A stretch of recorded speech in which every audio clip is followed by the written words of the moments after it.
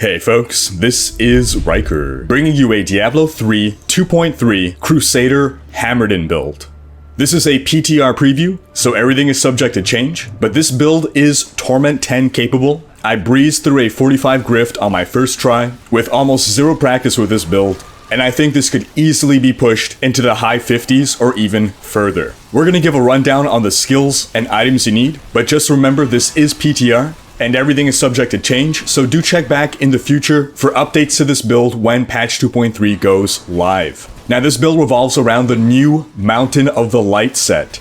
This is the Hammerdin set. We're talking about Blessed Hammer. That skill will be your main damage dealer, and we'll be relying on Falling Sword to keep us alive. Because for 8 seconds after using Falling Sword, you take 50% less damage. That's about all there really is to know about this set. On top of that, I threw in a Focus and Restraint. I just love to spec for damage, but if you're playing solo and you really want to push the highest grade of rifts, you'll likely have to go for a Convention of Elements instead, along with a Unity Ring, but we'll get back to gear a little later. Let's start with the skills. Now, first thing to note, you can run this build with or without a generator. Because I'm using Focus and Restraint, I'm going with the generator, and I'm using /Zeal purely to get that attack speed buff. But I'll keep testing to see if other generators work better. Later I'll explain what you're gonna do if you're not gonna use a generator. But onto the meat and bones, Blessed Hammer, Thunderstruck.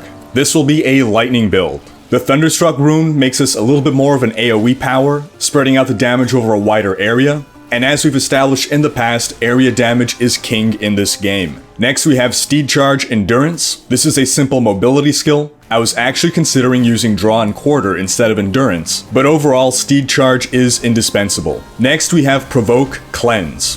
We need this as a Wrath generator, and it will also help with survivability thanks to that additional life on hit. Next we have Laws of Justice Immovable Object. I really wanted to run with Laws of Valor to get that attack speed up even higher, but I found that I just don't have the survivability without Laws of Justice. So this gives us a nice buff to our resistances and our armor when we really need it. Lastly, we have Falling Sword Flurry. Yes, it's holy damage, but we're not relying on Falling Sword damage. We're just using Falling Sword in order to trigger our set bonus damage reduction, and in this case we're selecting the Flurry rune just because it adds a little bit more crowd control, which helps with your survivability. Onto passives. Indestructible is indispensable. You need that free res, but if you really want to go Glass Cannon, you can go with Blunt instead. Holy Cause gives you a flat damage buff to your weapon. Heavenly Strength will allow you to wield one of those heavy hitting weapons, and Finery gives a nice buff to our damage and survivability. Now the only modification you would make to this build, if you do not want to use a generator, is to swap out Slash with Akarat's Champion Prophet.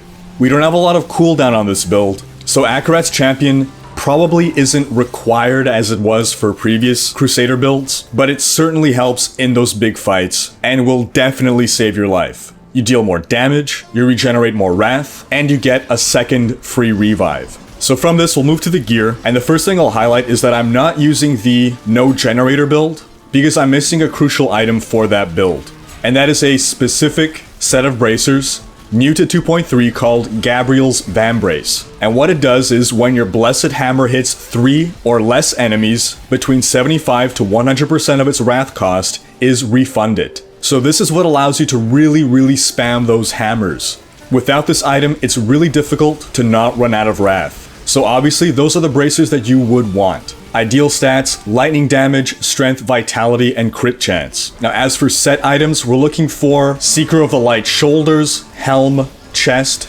gloves, pants, and boots.